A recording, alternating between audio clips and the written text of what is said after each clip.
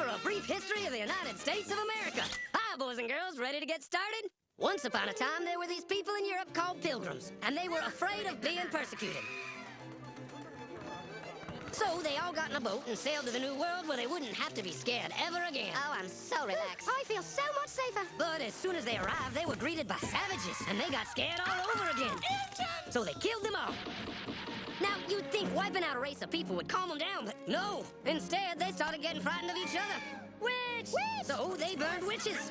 In 1775, they started killing the British so they could be free. And it worked, but they still didn't feel safe. So they passed a Second Amendment which said every white man could keep his gun. I loves my gun. Loves my gun. Which brings us to the genius idea of slavery. You see, boys and girls, the white people back then were also afraid of doing any work. So they went to Africa, kidnapped thousands of black people, brought them back to America, and forced them to work very hard for no money.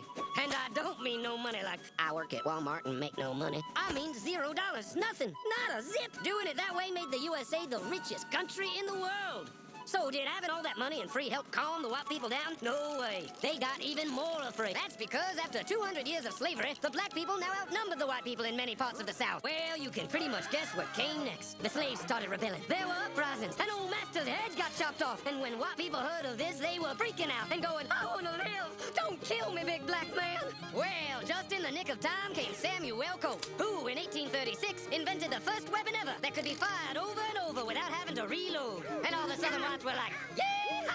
But it was too late. The North soon won the Civil War and the slaves were freed. Yep, they were free now to go chop all the old master's heads off. And everybody was like, oh no, we're gonna die. But the freed slaves took no revenge. They just wanted to live in peace. But you couldn't convince the white people of this. So they formed the Ku Klux Klan. And in 1871, the same year the Klan became an illegal terrorist organization, another group was founded, the National Rifle Association. Soon politicians passed one of the first gun laws, making it illegal for any black person to own one.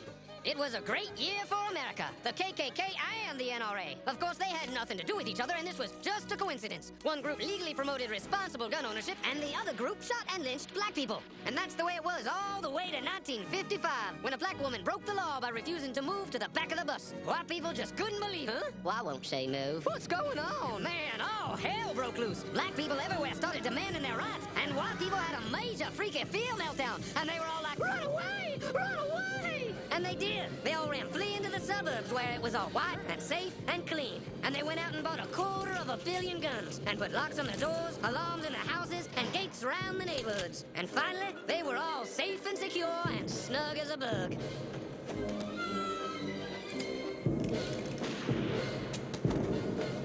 And everyone lived happily ever after.